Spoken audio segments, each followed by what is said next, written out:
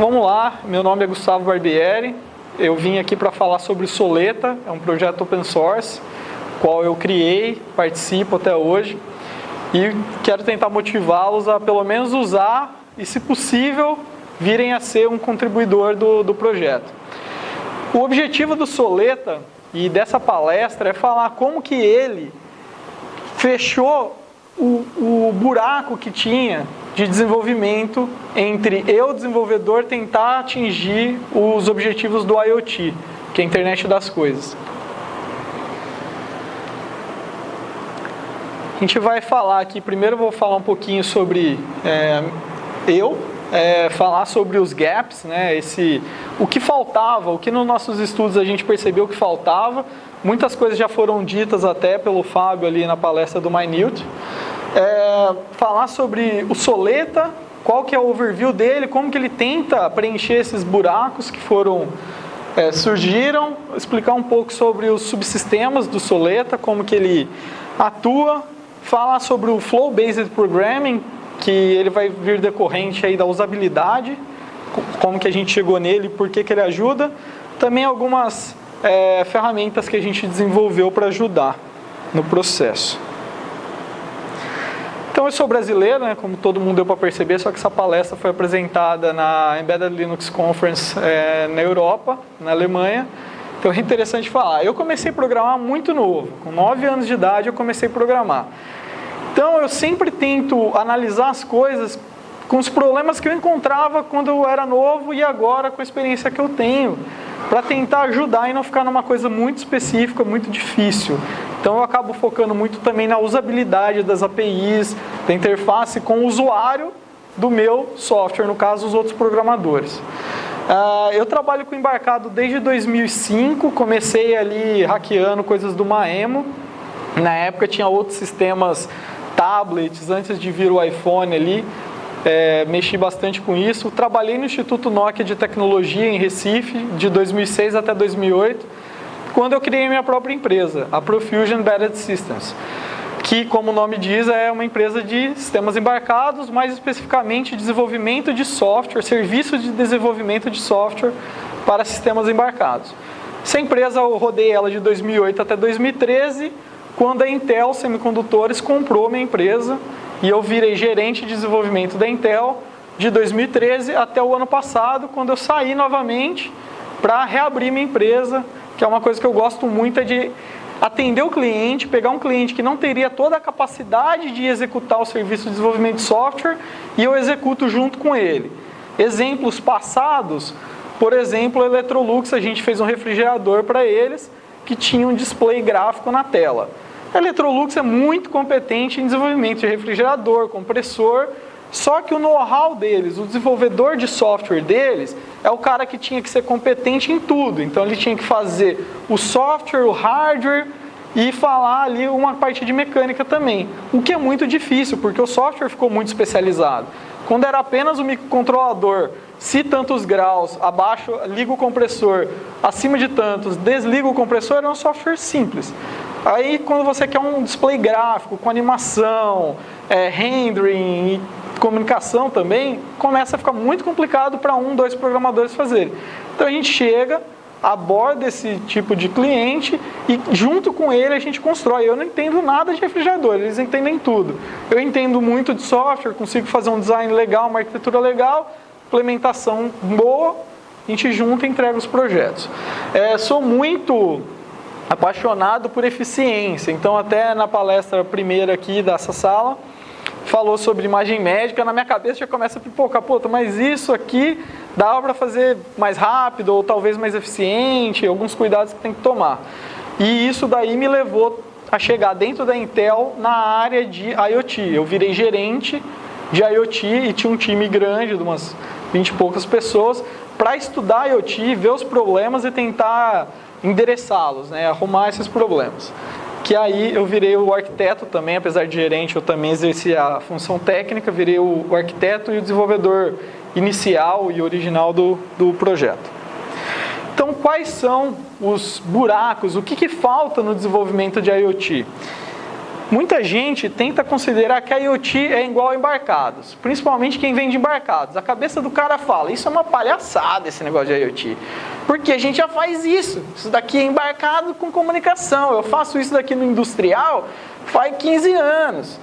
Só que tem algumas mudanças que você precisa de, principalmente de cabeça, que se você não tiver, está considerado, está direcionado a falhar o seu projeto de IoT, tá?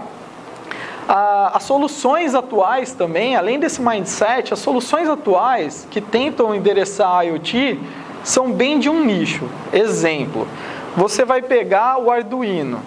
SDK é super fácil de programar, fazer alguma coisa de brinquedo, muito fácil. Você faz um busy wait ali, lê LED, pisca LED, sleep. Só que se você tenta aplicar isso, esse desenvolvimento fácil, para alguma coisa mais escalável, um produto de campo, que precisa fazer mais coisas, começa a complicar. Outras soluções, por exemplo, no campo do Linux, tem algumas bibliotecas para falar com I/O. Por exemplo, a Intel tem uma biblioteca chamada MRAA, e outra chamada UPM. Elas são só de acesso a hardware. Ela faz GPIO, I2C, SPI, não faz absolutamente nada de rede. E aí tem uma outra solução da Intel, que é o IoTivity, ou OIC, ou CF. Essa solução é 100% focada em rede, ela não faz nada de I/O. Aí você fala, pô, mas é fácil, aí eu como programador junto uma com a outra. Exceto que costuma ser muito mais difícil do que deveria. Por exemplo, a MRAA, ela não tem um main loop, ela não tem conceito de main loop, de eventos. Ela te chama, se você falar, me chama quando um GPIO for ativado, quando o botão for apertado, me chama, que eu quero falar na rede. Ela vai te chamar de uma thread. E você não sabe se tem um contexto limpo para você chamar outras coisas. Então, para chamar o IoTivity, se você chamar da thread, pode ser que tenha problema. Ou se você chamar uma outra biblioteca que você está usando, você pode cair em problemas que você não quer. Então, é bem difícil, bem mais difícil do que deveria ser, linkar todas essas coisas. Eu quero falar HTTP, então vou usar libcurl. Aí você tenta usar libcurl com o OIC e com o MRAA, você começa a ter muitos problemas e o código começa a ficar numa complexidade bem chata. Outras plataformas são muito específicas. Você faz uma solução de HTTP para Contic, que é um sistema operacional pequeno. Faz outra solução que só funciona em Linux. Aí você fala, pô, mas eu tenho um produto aqui na minha empresa que eu preciso de um gateway ou alguma coisa, um ponto central que é Linux e um ponto central que é microcontrolador e eu estou usando esse sistema operacional aqui agora. Para você migrar de um para o outro, você tem que ficar retreinando o seu time, o que passa a ser muito custoso, as ferramentas, o tempo de debug, o modo de debug passa a ser inviável. E, como eu falei, no caso das bibliotecas ali, é difícil, elas não são integradas, então é bem difícil de reusar o conhecimento. Quando eu citei que o IoT é diferente do Embedded, alguns pontos-chave são esses daqui. É muito, mas muito mais rápido o tempo de desenvolvimento. Um produto de embarcados tradicional, você vai pegar aquele carinha que está ali só trabalhando com aquele produto durante anos. Ele vai desenvolver em cima de uma plataforma bem barata, na hora que aquilo ficar pronto, nunca mais ele mexe, como foi dito na palestra do Minute. O cara não quer mais ver, ele não vai relar. Se tiver bug, vai ficar com bug. É igual se fosse um hardware que eu não consigo mais refazer, eu não consigo atualizar. Apesar de ser software e ser totalmente possível de atualizar, não se tinha esse conhecimento, não se tinha essa abordagem. Então não se atualizava, o ciclo era muito longo. Você tinha muito tempo para trabalhar em cima daquele hardware, por questão de custo também. Só que com a IoT, ninguém sabe direito o que é. A gente pensa IoT, se eu perguntar para ele ou para ele, vão vir respostas diferentes. Se ele é do ramo de casa, eu vou perguntar IoT, ele vai falar, eu queria acender minha luz. Se ele é do ramo industrial, eu vou perguntar, ele vai falar, eu queria telemetria nas minhas máquinas, para ter uma visão mais holística do sistema, em tempo real e um controle. Então, é bem amplo. Eu pergunto para a car manufacturer, por exemplo, algum cliente meu que está no ramo automotivo, ele quer uma análise dos equipamentos do próprio carro para poder saber se ele faz um recall antes de começar a aparecer o problema ou não. para saber, ó, esse ABS está falhando muito, essa lâmpada está começando a dar diferença na amperagem do que era para estar. Então, cada um tem uma ideia. E para conseguir atender isso, tem que ter ciclo rápido, porque o cara tem que experimentar no carro, o outro tem que experimentar em casa, e assim por diante, até achar o que o mercado vai pagar. Por exemplo, o pessoal falando muito de abrir janela e acender lâmpada com o telefone. Vai pegar? Pode ser que sim, pode ser que não. Eu particularmente acho que não vai pegar, porque você tem que pegar o celular, desbloquear, e aí você percebe que acabou a bateria, chega a mensagem do WhatsApp, tudo, você esquece que você ia acender a luz, a lâmpada não acende, o telefone rebuta, e você queria simplesmente acender uma luz. E quando você consegue a ação, demora, sei lá, 1 segundo para ter o efeito. Então, mas tem que se experimentar, porque pode ser que o mercado fale, é muito legal isso, podia melhorar aqui, aí vai-se atrás de melhorar aqui. Então vai ter versão 1, 2, 3, 4 desse produto, em tempo de espaço muito curto. Que é o que, se a gente parar para pensar, aconteceu com o telefone celular. Eu entrei no Instituto Nokia de Tecnologia na época que o telefone no máximo tinha 32 MB de RAM, era o top do top, e você tinha que ficar muito tempo fazendo ali. De repente saiu o iPhone e Android. Gigas de RAM, resolveram o problema de programas mais porcos, porém que atendia o usuário, e aí o mercado se estabilizou ali. Então até na palestra do Minute, na hora que eu escutei, esse daqui é um hardware de 64K, isso daí eu acho que vai ser o bare minimum, não aqueles de 8K. Por quê? Porque vai se trocar o tempo de desenvolvimento e a facilidade de desenvolvimento, capacidade de atualização, pelo hardware, e no final você tem com volume um preço mais barato. Hoje é barato você ter um SoC com 1 GB de RAM. Eu acho que no futuro um MCU de 256 para rodar JavaScript, que é um JavaScript, vai estar ok, vai estar dentro das expectativas. Com o volume maior, cai o preço. E assim, por último, a gente tem que, como programador, principalmente open source, a gente tem muitas alternativas. Tem sistemas operacionais, tem o Zephyr, tem o Contic, Riot, Minute, cada um tem uma coisa. Bibliotecas de áudio tem um monte, bibliotecas de HTTP tem um monte. Quais dessas eu escolho? Para mim, que sou técnico, estou acompanhando, eu consigo discernir razoavelmente fácil. Agora, um cliente, uma Electrolux, uma Brastemp, a Whirlpool, chega e fala, eu vou entrar nesse mundo. Qual biblioteca de HTTP eu escolho? Qual biblioteca de acesso a Flash eu escolho? Qual biblioteca de acesso a I/O eu escolho? É difícil, então precisava de alguém que pré-selecionasse e entregasse a coisa um pouco mais formatada. Lembrando que na palestra do Minute foi dito que ele já vem com alguns subsistemas integrados, que é um diferencial que poucos OS têm. O Zephyr tem, o Minute tem e outros poucos têm, o Riot tem. A maioria te dá um escalonador e o resto você se vira. Você arruma quem te faz o I/O, quem te faz a rede, quem te integra tudo isso. Então a gente pegou e falou, bom, dado esses gaps, como que eu consigo fechar esses gaps? Nossa proposta foi, a gente precisa de uma API uniforme. Por que uniforme? Porque eu não quero ter que tratar I/O com um design pattern e de repente eu trato rede, que é praticamente o mesmo uso, eu preciso ser chamado quando um request chega com outro pattern. Então eu não quero tratar I/O com thread e tratar communications com callback e um outro com observer em orientado a objetos. A gente precisava endereçar no mínimo 3 áreas. A gente precisava endereçar I/O, que precisa ter acesso ao hardware. A gente precisava fazer comunicações, porque a IoT, a parte internet, é essencial. E a gente precisa ter serviços do sistema operacional disponíveis facilmente. Por exemplo, um serviço de sistema operacional eu quero ou não o Wi-Fi ligado. Eu quero ou não o Bluetooth. Eu quero tornar isso uniforme. Fala, liga o Bluetooth. Se no Linux ligar o Bluetooth subir o Bluetooth D, legal. Se no Minute ligar o Bluetooth chamar algumas funções que iniciam o subsistema, é isso. Eu, como programador, não quero saber. Eu só quero o macrobloco, liga esse serviço para mim. Atualize, reinicie, durma, esse tipo de serviço. A API tem que ser extremamente fácil de usar. Por quê? Porque os programadores que vêm eles não são, em sua maioria, programadores embarcados que estão subindo para IoT.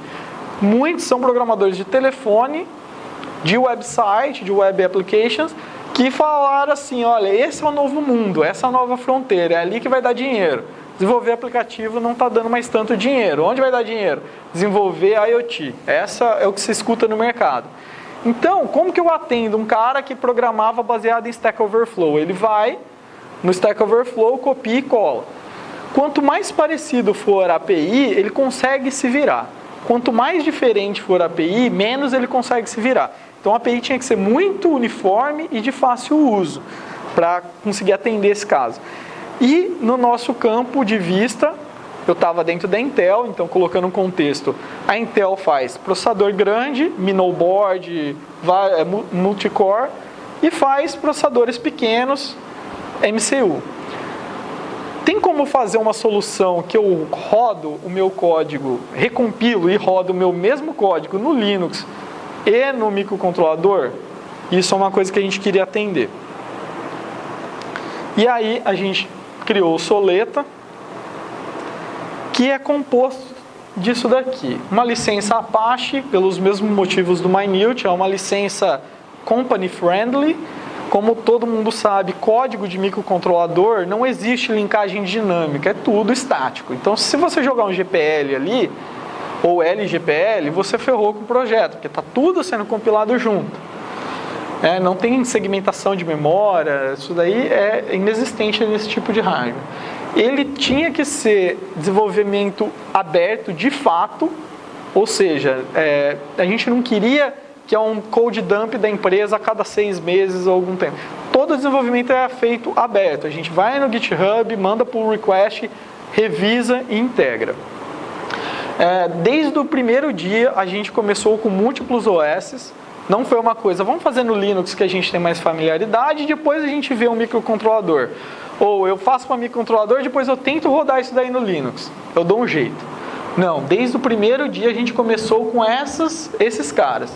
O Zephyr não existia no começo, mas a gente fez uma pesquisa, achou o Contic e o Write como sistemas bem usados e razoavelmente fáceis. A gente fez o Linux e a gente criou esse meio ali chamado Linux Micro, que era o seguinte: o Linux por si só é bem complicado de você ter um user space, e aí tem libs, a lib não sabe quem que está usando, então tem um monte de símbolo. E se a gente fizesse um binário, que ele é o binário PID1, ele é aquele cara que eu inicio, eu não coloco um busybox, o busybox me inicia, eu coloco o meu binário.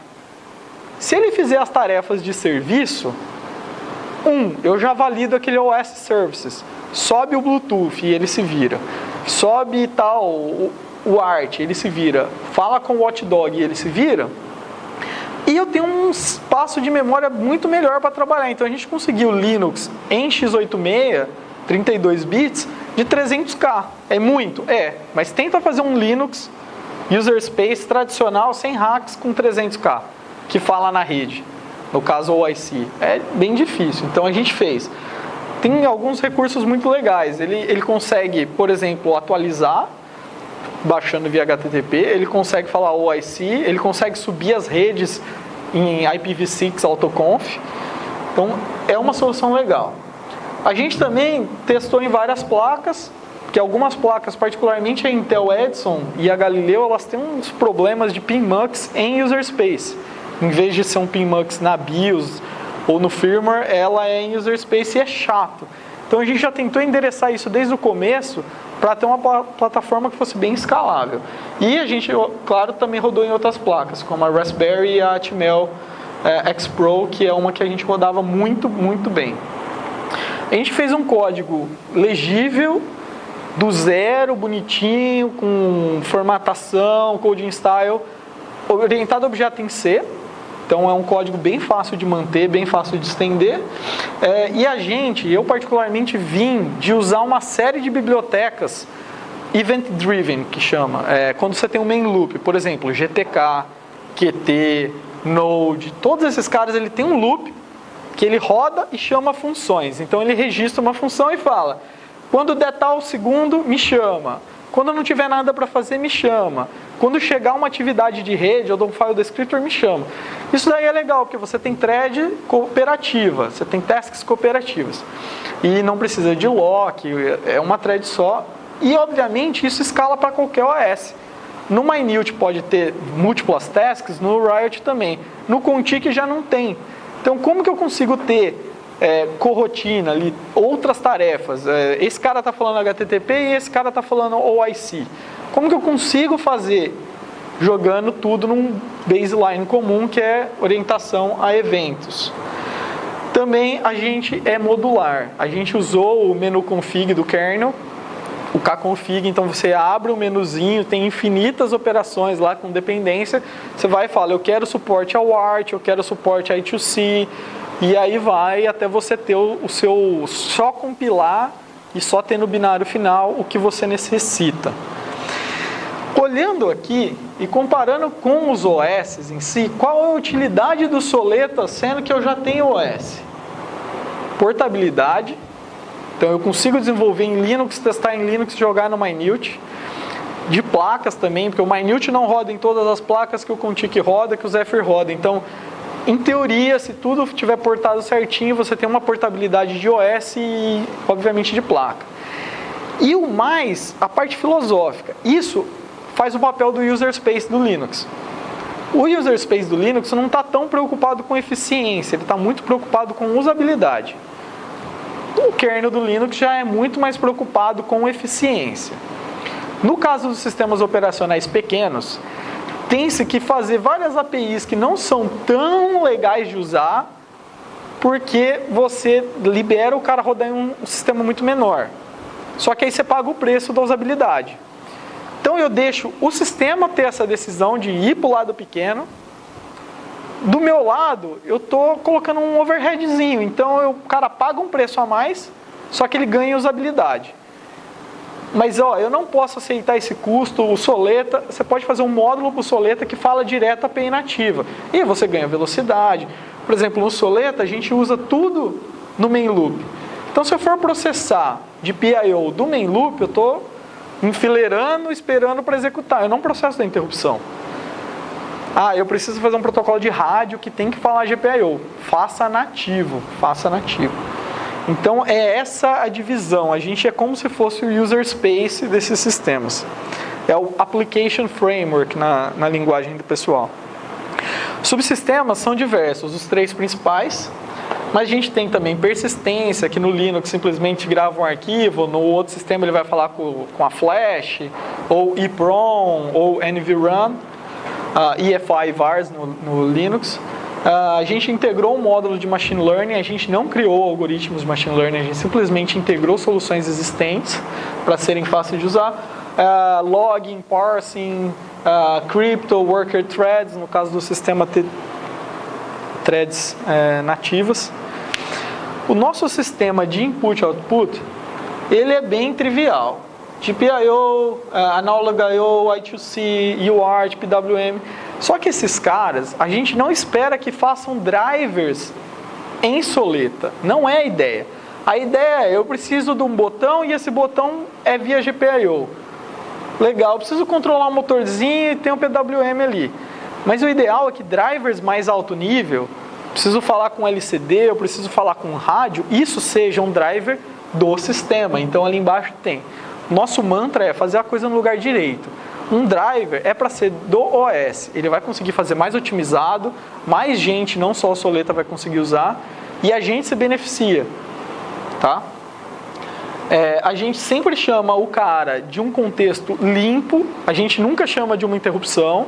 Então você não vai conseguir fazer besteira de caso padrão. O cara tinha que fazer um request de rede e a partir de um apertar botão. O programador naive, o ingênuo, ele vai pegar, como que eu leio o botão? Cadastra essa função que vai te chamar da ISR. Logo em seguida ele faz um request para a rede.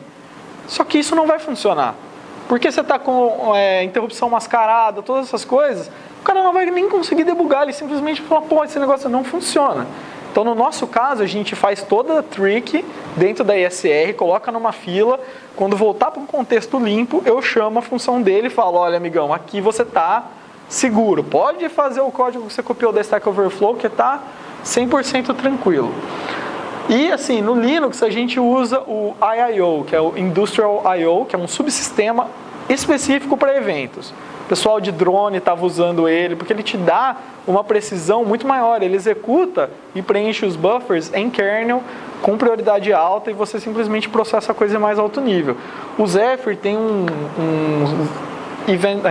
Sensor Subsystems que a gente planeja usar também, ainda não está feito. Mas a ideia é essa, que os drivers sejam feitos no kernel e, se possível, no Soleta só exportar em alto nível. Comunicações, também desde o primeiro dia viraram para a gente e falaram, não, a gente é Intel, a gente tem que fazer em OIC IoTivity. A gente falou, peraí, esse é o protocolo que vocês estão querendo empurrar, então obviamente tem que ter. Mas não pode ser o único protocolo. Então a gente foi atrás de implementar vários protocolos. A gente implementou nosso próprio CoAP, porque a gente falava o DP direto. Com isso a gente ganhou portabilidade em qualquer... O CoAP é a base desse outro cara aqui, ó. Tá?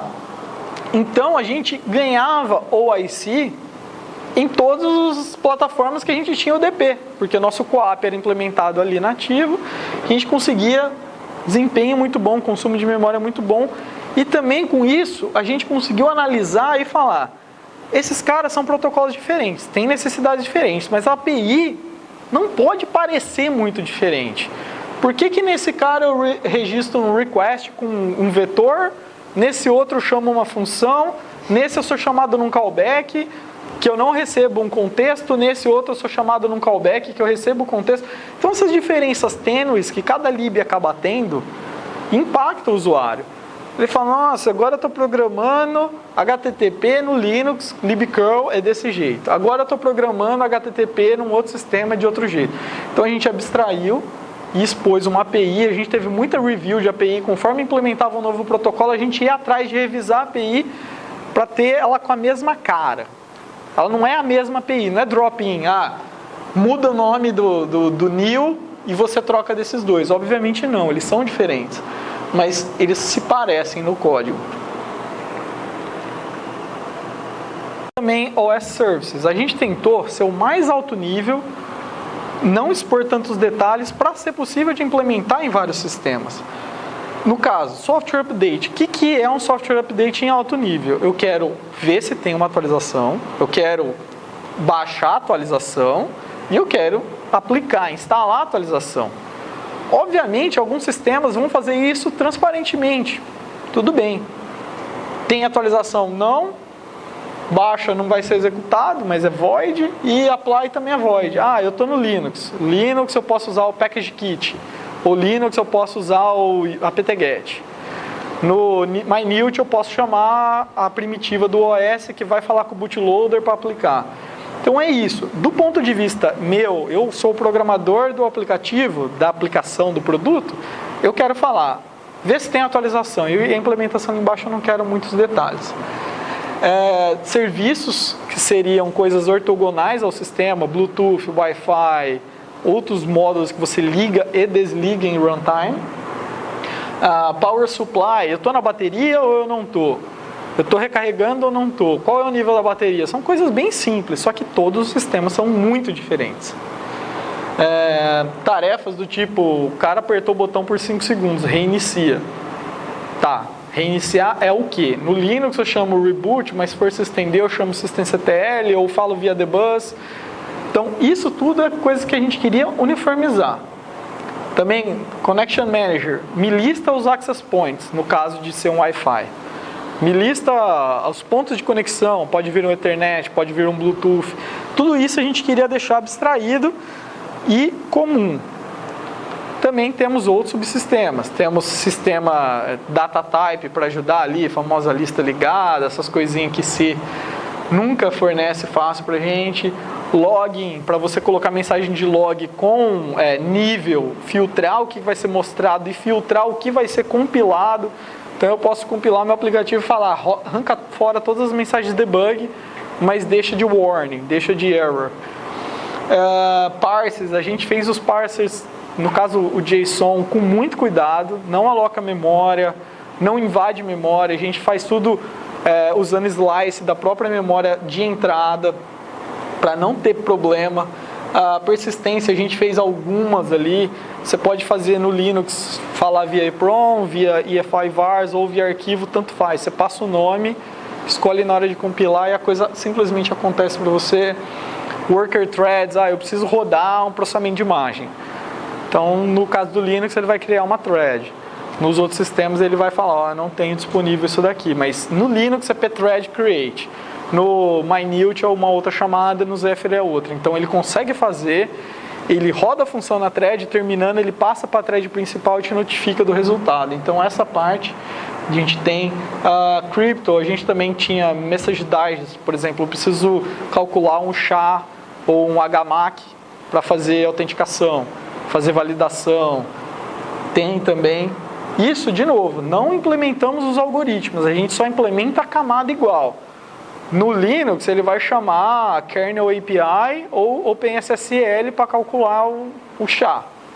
No outro sistema ele vai usar a primitiva, porque pode ser que o sistema tenha implementado em hardware e afins. Machine Learning também, como eu falei, a gente tem redes neurais e fuzzy usando umas libs open source. Só funciona no Linux, no caso. Revisando, a gente tinha esses gaps e a gente se propôs com essas soluções. API uniforme, tem. As áreas de interesse principal, tem, estão todas implementadas. É escalável? Sim, desde o primeiro dia roda em todos os sistemas que a gente se propôs a rodar. Mas é fácil de usar? Aí, cara, um negócio implementado em C, orientado a objeto, com eventos, significa callback. Então é assim, aloca esse objeto, registra, incrementa a referência a alguma coisa, passa uma callback, quando acontecer, você chama essa callback. Como é C, você passa um void pointer, recebe um void pointer. Aí começa, o cara passa o cast errado, o cara libera de dentro da própria callback. E é uma infinidade de coisas para dar problema. Como que a gente vai arrumar isso? Foi uma coisa difícil, por quê? Eu já programei muito tempo em outras coisas, por exemplo, o GTK, que tem esse mesmo problema. Programei em FL, programa ainda FL, que tem o mesmo problema. E nunca a gente arrumou um maldito jeito de resolver isso. E chegou o problema de novo. A gente já sabia que ia aparecer. E estava só na expectativa de, às vezes ninguém liga, mas... ninguém entende callback direito. Os usuários não entendem. E se tem um loop de eventos, é pior. Porque deu o callback, o cara deu um double free, ele dá um backtrace e manda para você, fala, cara, a culpa é sua. Porque aqui embaixo do backtrace tem a chamada do OS ou a chamada do Soleta, que é o main loop. Então ele fala, cara, tem escrito Soleta aqui. É culpa do Soleta, é culpa do OS. Maldito, tem bug. Nunca é bug no código do usuário. Não, achei bug no compilador, né? Quantas vezes a gente escuta isso? Então, é maldito. E se o cara não faz isso, vaza dado, vaza a memória. E aí, um sistema de 32K, você vazou 10 segundos, acabou a memória. Às vezes nem isso. Sem contar que tem esse padrão aqui. Aconteceu tal coisa, me chama. Aí eu vou, pega dado, né? Usa aquele dado, aí pega o dado, tá, mas e agora? Esse dado eu tenho que liberar ou não? Eu posso usar ele depois, eu tenho que incrementar a referência, eu tenho que copiar, o que eu faço? E aí, tá feito a cagada. Um desenvolvedor nosso, o Leandro, falou, cara, tem um negócio que é antigo que está voltando à moda agora, chamado FBP, Flow Based Programming. Eu nunca tinha ouvido falar. Só que era uma fase que, como gerente, eu não sei se vocês sabem, mas em geral o gerente tenta fazer um monte de reunião, um monte de porcaria para falar que ele está ocupado. Eu tinha um time muito bom, então eu não fazia quase reunião. Eu tinha muito tempo de pesquisar. Vou pesquisar, vou fazer uns testes nisso daqui. E comecei a procurar e descobrir que esse negócio tinha um potencial de salvar o usuário de fazer callback.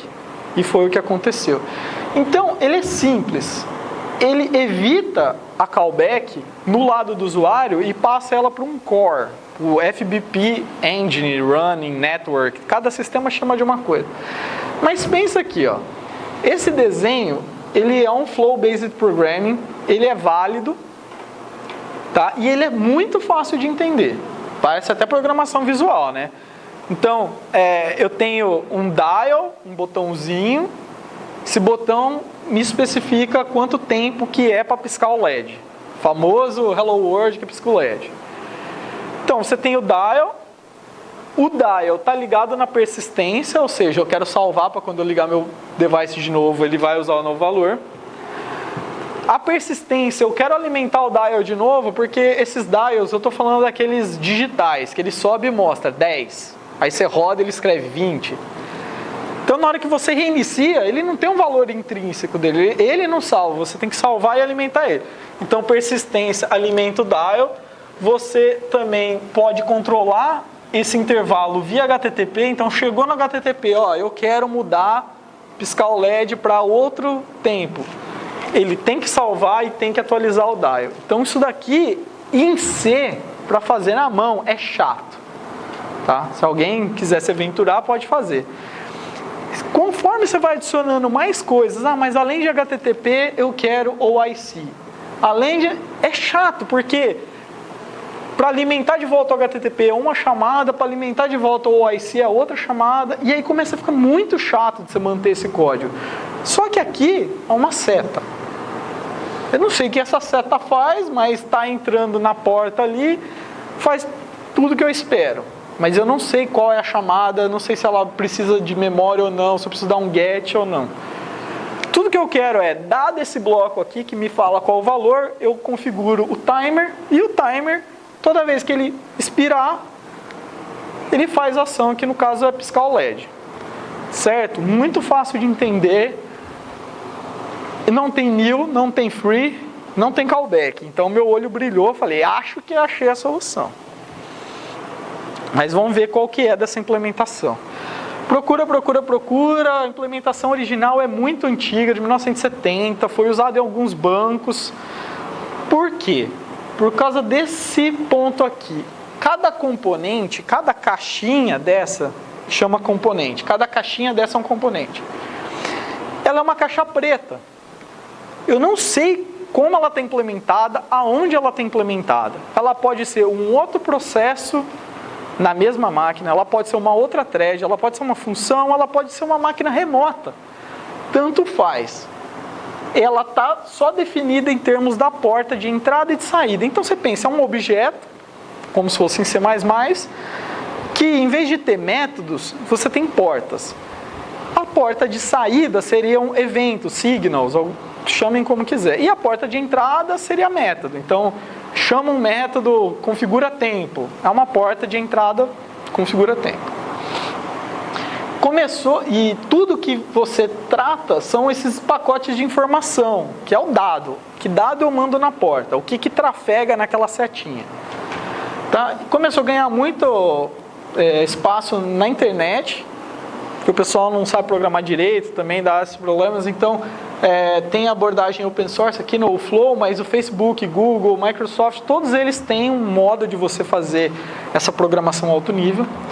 Em sistemas embarcados também. O ROS é uma instância disso. Eles acho que não chamam de FBP, mas é o mesmo conceito.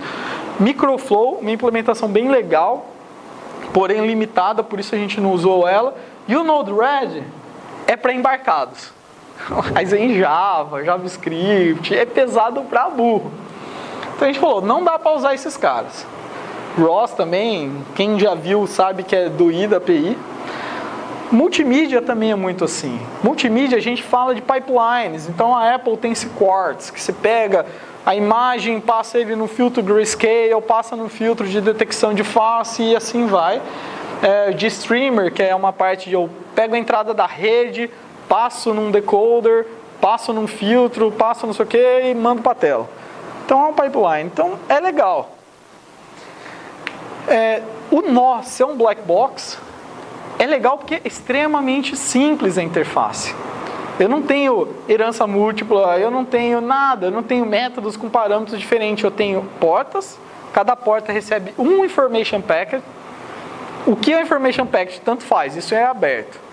A gente tem uma implementação básica de IP, que é inteiro, string, mas tem também agregados, que seriam como se fosse struct, e o cara pode implementar a sua própria. Eu quero colocar imagem, então você cria um IP seu, um information packet seu.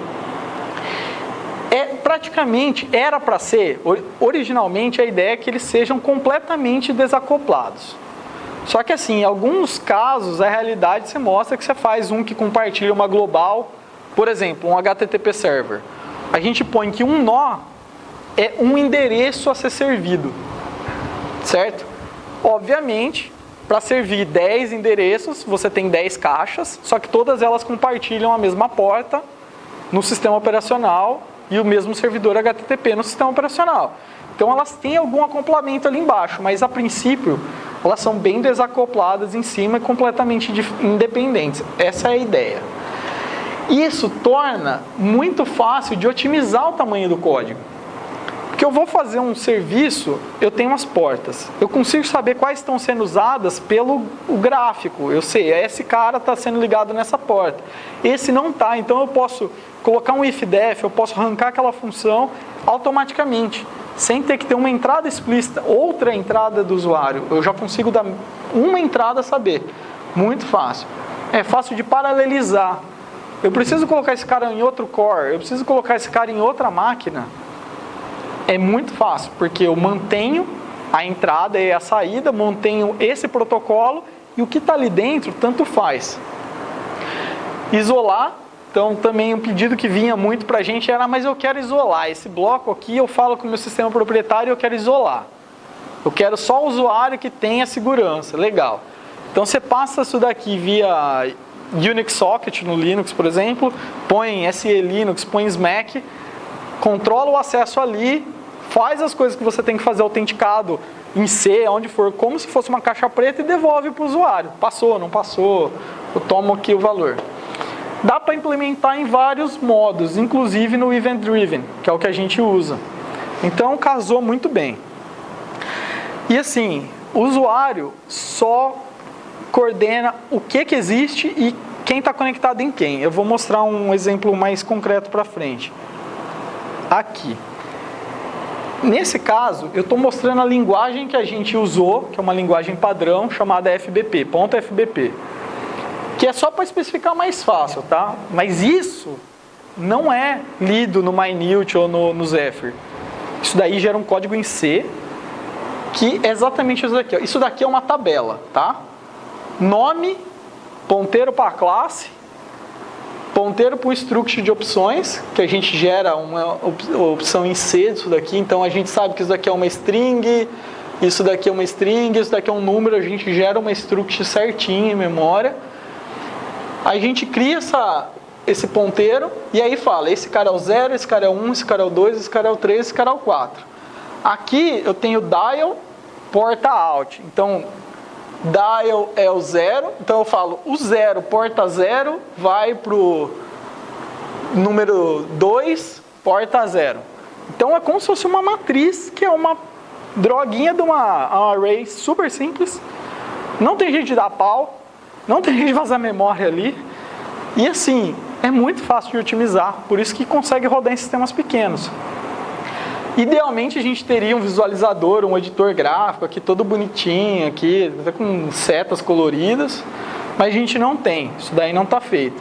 Mas assim, é fácil o suficiente você editar um ponto TXT desse daqui, a sintaxe vamos convencionar que é simples, e aí você tem duas opções, você pode usar ele como interpretador, roda na hora no seu Linux, ou você gera um ponto C, que você pode também compilar no Linux, ou você pode compilar para jogar em cima do Riot, de um OS existente. Bom, FBP, nem tudo é lindo, mil maravilhas. Então, vamos começar com os contras. Exige uma mudança de mentalidade que não é tão trivial. A gente começou a fazer o FBP, obviamente começamos com a parte simples. Vamos fazer um nó de adicionar, subtrair, um IP, faz um inteiro. Ah, legal, com isso o que nós vamos fazer? Ah, faz um Fibonacci. Maldito seja o cara que teve a ideia de fazer o Fibonacci com isso. Deu para fazer. Mas, cara, é um inferno. Sabe o famoso assim, é a ferramenta errada para fazer o negócio? Em C não tem nada de linha. Super fácil.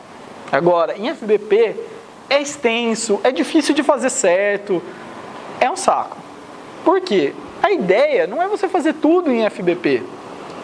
Faça os módulos, a parte procedural em C, exporte uma API em alto nível e aí você faz em C, quem sabe, contrata esse cara, sabe fazer.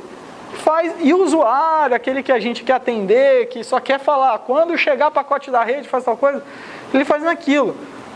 Se você tentar fazer a parte event-driven, que é acontecer um evento, faz 2, 3 coisas em cadeia, em C, aí você vê o valor. Porque aqui é super simples. E em C é bem chato. Então, assim, precisa de uma quebra de paradigma e saber o que você vai fazer. Um outro erro muito comum que a gente tinha era de tentar sequencializar eventos paralelos. Então, aperta um botão, esse vem por um fluxo ou esse vem pelo outro. E a gente tentava pegar o pacote e juntar em outro cara ali em cima.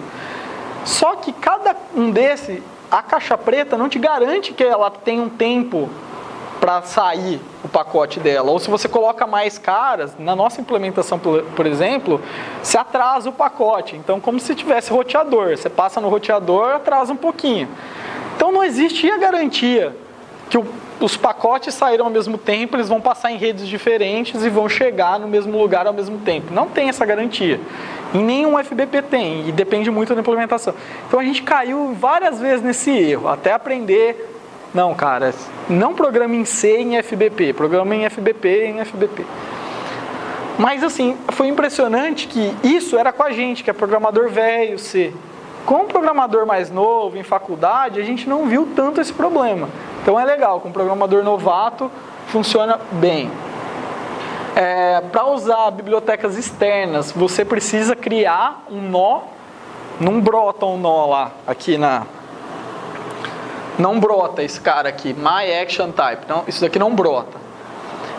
Você tem que fazer um código lá em C, que exporta a interface certa, uma struct, mas tem que fazer. Então, é um certo trabalhozinho. Mas tem os benefícios. Não vai dar segmentation fault. Se der segmentation fault, é culpa sua. Não tem assim, é culpa do usuário. Não, é culpa sua. Só que por outro lado, se não der segmentation fault, não é culpa sua. Então assim, é lindo. Diminui o número de problemas que chega na sua mesa. A interface é super simples, que é nó e porta. Então eu consigo muito mais facilmente segmentar o trabalho. Eu falo assim, olha, você vai fazer um visualizador de imagens de com lá, como foi na palestra anterior. Cara, até aquilo lá ficar pronto, renderizar a face, não sei o que, até aquele cara fazer aquele algoritmo, tanto faz. Eu preciso de um output, que é uma imagem, e eu vou mostrar lá na tela. Então eu pego um visualizador de imagem padrão lá e uso como replacement. Como a interface é simples, as coisas ficam muito mais fáceis. Se você tentar fazer isso em C++, provavelmente a classe vai ser extensa, ela vai ter vários métodos com vários parâmetros, cada um. Então é mais difícil de fazer um mock. Agora nesse cara é mais alto nível, então é mais fácil de fazer um mock e seguir implementação paralela e mais para frente. Você une e é mais garantido das coisas funcionarem lá na frente. É muito fácil de visualizar isso. A gente tem um script que converte para GraphViz, então com o GraphViz você consegue ver ali visualmente, só não consegue editar. É fácil de você imprimir aquele código que você fez, mostrar para o seu gerente, para o seu cliente, ele vai, isso daqui eu entendo, né? Todo mundo entende aquele gráfico antigo. E é muito rápido de prototipar, ao ponto que o FBP não é o principal do Soleta. Ele é uma parte, opcional inclusive. A gente começou a fazer tudo em FBP, que era tão fácil de testar, que a gente fazia a parte em C, por exemplo, a OIC. Aí a gente fazia o FBP, porque testava em FBP, já testava o FBP e testava a parte em C. Então, pra gente economizou muito tempo. Me mostra o tamanho, eu quero saber qual que é o impacto disso. Então, a gente tem FBP fazendo um light server, que é recebo um pedido para acender ou apagar uma luz, usando IPv6, mais OIC, um GPIO e acho que tinha um timer também. Código sendo 100% gerado, dava com o sistema operacional 107K. Eu não lembro do baseline sem o nosso código, mas era menor que isso. Mas assim, o objetivo é mostrar que com 107K eu tenho alguma coisa razoável. Só que tem umas partes fixas aqui. Na hora que eu puxo esses dois caras, eu puxo uma parte grande. Agora, se eu vou usar vários recursos desse cara, eu não multiplico pelo número de recursos. O uso vai crescendo bem mais lentamente. Certo? 32K de RAM, consumo de pico. Isso com um servidor de OIC. Quando a gente mostrou isso rodando, o time de comunicação da Intel não tinha nenhum OIC server e client rodando em pequeno. Eles foram ter depois que a gente deu uma pressionada, por isso até que a gente não usa o código deles, porque na época não existia. Agora existe uma implementação boa que até que está integrado no Minute. Ferramentas de desenvolvimento, a gente tem alguns helpers. OIC Gen, eu dou um JSON do OIC, ele me gera um node type daquilo, então eu posso ter um node type door, que é abre e fecha a porta. Ele vai gerar uma porta de entrada, uma porta de saída e vai ficar certinho, você simplesmente usa. Flow node type, você passa um JSON como se fosse a sua descrição de classe e ele gera toda a parte em C, que é meio chato, né? E aqui também, o FBP Generator, ele gera o C, o código em C a partir do FBP. Com isso temos menos trabalho manual, menos erro, fácil de migrar para API nova caso quebre. A gente tem também uma API, uma Web UI, que eu vou mostrar a foto aqui. Foi feita em Node.js, ela está meio parada porque não tem tanta gente para mexer. O objetivo era fazer o Onboard Development Experience. Então eu vou mandar uma placa para o cara, uma Raspberry, eu podia mandar a Raspberry carregada com esse cara. O cara vai usar o Rendezvous, MDNS, vai descobrir a placa, vai acessar o HTTP Server. Dali ele fala, legal, esse FBP aqui roda. Ele simplesmente rodaria. Tá? A gente tem integração nessa ferramenta com o Systemd para ver o journal, ver os logs do sistema, ver os logs do aplicativo, mostra a documentação, syntax highlight de FBP. A gente não consegue editar, mas a gente consegue mostrar para o cara o FBP. Ele tem essa carinha aqui, está bem escuro, mas aqui é uma árvore de diretórios que você consegue fazer clone do GitHub ou de qualquer repositório Git. Aqui em cima ele tem um FBP que está com um erro de sintaxe aqui, ele mostra um tooltipzinho na linha para falar, olha, está faltando tal coisa. E aqui embaixo ele vai regerando o GraphViz on the fly. Então, conforme você edita o FBP, ele vai editando. Os blocos em maior destaque, aqui é o erro de sintaxe, acho que dá para ver um pouco melhor. Aqui é o Systemd Journal e lá é o gráfico do GraphViz gerado automaticamente. Planos futuros, a gente gostaria de ter bindings para outras linguagens, no caso de desktop, facilitar o uso. A gente gostaria de ter um FBP Inspector, a gente tem um hoje, mas a gente gostaria de um mais frufruzado, vendo os pacotes passando em cima das flechinhas. Um editor visual de FBP. A gente gostaria que a ferramenta já gerasse a imagem inteira. Então, eu estou usando o Minute, ele tem que executar o FBP Generator, mais tal coisa, mais o Minute, e aí já gera a imagem e em seguida até faz o deploy no aparelho. A gente tem algumas ideias de linkagem estática para diminuir um pouquinho ainda o tamanho do binário.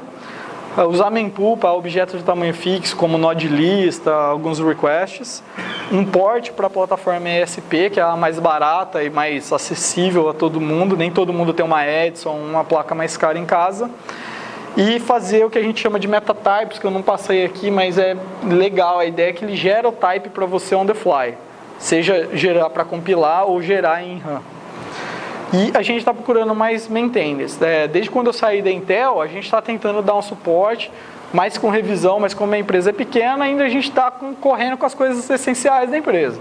sobrando mais tempo a gente volta para desenvolver, mas todo mundo que tiver interesse, a gente consegue dar o suporte, ajudar.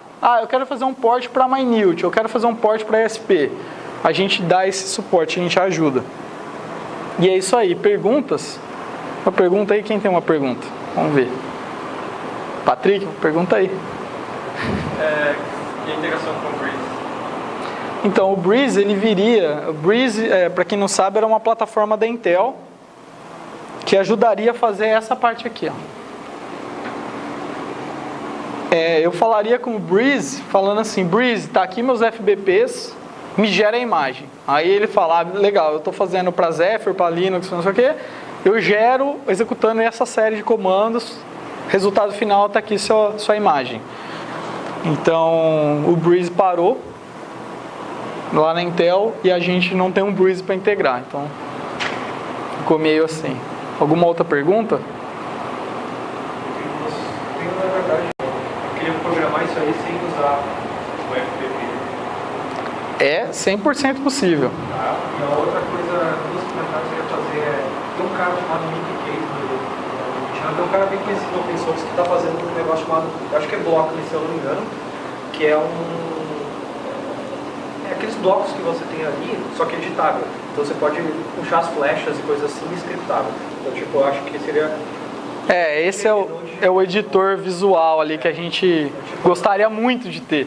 Exatamente, eu tava pensando, você faz uma diferença pro cara que é mais leigo, assim, que não quer tanto programar. Olha como é rápido ali, vou ali, arrasto uns negócios, tem um negócio funcionando. Desculpa, eu acho que bloca ali, eu não tenho certeza. Tem que olhar no GitHub dele depois. O próprio, a gente começou mas ele ficou bem cru, assim, não foi um time de Londres que começou, que era em cima do NoFlow, que é esse projeto de FBP em JavaScript, eles têm um NoFlow UI, uma coisa assim, que é bem legal, assim, a infraestrutura deles, mas é muito pro lado de JavaScript. Por exemplo, a gente, estando em C e tendo o objetivo de rodar em pequeno, a gente fez esses tipos serem fortes. O cara que está em JavaScript, ele não liga para o tipo, então ele aceita qualquer coisa, ele recebe um objeto em JavaScript na chamada. A gente não podia se dar esse prazer, né? Então a gente enforçou type, tudo, e aí não dá para usar a mesma ferramenta. Esse é o... E outra que eu ia falar é lá no cripto, lá que falou, eu acho que o legal seria, na minha opinião, mais legal integrar uma biblioteca tipo a libNSL ou a libSodium, que são de pessoas conceituadas no meio de criptografia, tipo os caras top, porque daí você não precisa se preocupar, porque isso aí é muito diferente de OpenSSL para outras. Então, tipo, tem uma ali que ela builda em C e builda em qualquer sistema operacional. E eu acho que a maioria, o MyNewt usa a TinyCrypto, que é ainda menorzinha, só que ela é um pouquinho mais... E tipo, ela não é, como é que se diz? Quando você tem uma biblioteca criptográfica, o ideal é que ela seja certificada. Já passou pelas certificações. Conheci um cara que escreveu a biblioteca, a libNSL, é o Daniel Bernstein, que é o cara, provavelmente o melhor criptografador do mundo, tipo, o cara mais conhecido. Então você põe ali, é quase garantido que você vai, com um pouquinho de trabalho, vai suportar todo mundo. Um negócio bem standard. Isso é uma ideia bem legal, e a gente tem alguns casos, não de cripto, mas a gente tem alguns casos assim no Soleta, que você pode usar o built-in ou usar um externo. A gente recebeu a recomendação do cripto, quando a gente tem, numa empresa grande, tem que passar em vários processos para poder soltar o software com aquilo. De usar externo, porque você delega a responsabilidade para o sistema. Usei a API certo, tá validada a API, o algoritmo, quem integrou esse algoritmo, por exemplo, eu estou usando isso no Ubuntu. A galera do Ubuntu teria que se encarregar de atualizações de segurança e afins. Só que eu entendo o seu lado e é muito válido. A nossa API de cripto, ela é bem simples. Você vai dando feed e fala quando você terminou. Isso daí é processado, sabe-se lá de qual maneira, numa thread, alguma coisa. Ela te devolve no main loop falando, esse é seu hash, por exemplo, ou esse é o bloco de saída. E é só isso, o nosso contrato com o usuário.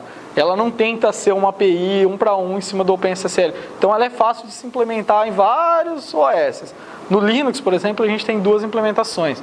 Uma que usa a Kernel Crypto API, que você abre e vai dando IOCTL, e a outra é usando o OpenSSL. Então, assim, a gente já tem esses dois modos que é justamente para validar que a API é simples o suficiente e portável o suficiente. Mas é uma boa abordagem, integrar algum externo que seja boa, conhecidamente boa. Uma última pergunta aí? Não sei se não tiver mais colocar alguns samples que eu posso usar para acelerar o aprendizado? Temos uma grande repositório de samples. Tem samples bem simples, até tem um tutorial de OIC que interage OIC e HTTP, por exemplo. Ele faz uma lâmpada e um interruptor usando N protocolos. Então usa OIC para acender, mas também usa HTTP. E aí ele inclusive atualiza HTTP via Server-Side Events. Então ele dá um output, o cara ligou no botão ou ligou via OIC, o HTTP não tem que ficar fazendo polling. Ele é informado do outro lado, olha, aconteceu esse evento. Então a gente tem isso. E pelo outro lado, eu fiz um post ou eu fiz um OIC, ele atualiza geral e mostra passo a passo como isso é feito. Que é o que a gente tinha como objetivo de facilitar. A API em si a gente não consegue deixar igual. Mas a API em FBP dá para ser muito mais parecida. Porque você tira alguma flexibilidade propositalmente para tornar a coisa simples. Mas eu queria usar tal recurso, eu queria usar header de HTTP mais complexo, não sei o quê. Legal, você faz um FBP você não vai usar o pronto, você cria um node type você. Só para segunda, tem um produto já que você viu, alguém usando isso jamais? Não, como ele é novo, tinha um time interno querendo usar uma parte de low power modem, mas não está no mercado ainda. Mas assim, tanto o Soleta quanto a parte de FBP são feitas, é simples, se você olhar o código ele é simples e ele é bem em cima de coisas padrão fácil. Então não é para ter muito problema de as coisas que seriam complexas, por exemplo, um SSL, algum algoritmo mais complicado, rede neural, a gente usa sempre de terceiros. Ele é um integrador, pensa assim. A gente leu muita documentação, fez teste para garantir que a integração está certa. Diferente de ter que passar isso para um cara que faz ar-condicionado, aí ele fala, eu faço ar-condicionado, como que eu vou escolher uma lib de HTTP, de SSL, qual que eu vou usar de bootloader para atualizar esse negócio? Então a gente faz certinho para ele ter que se preocupar só, eu quero isso que aconteça. Não quero me preocupar com o resto do projeto, do produto. Isso aí, gente, muito obrigado.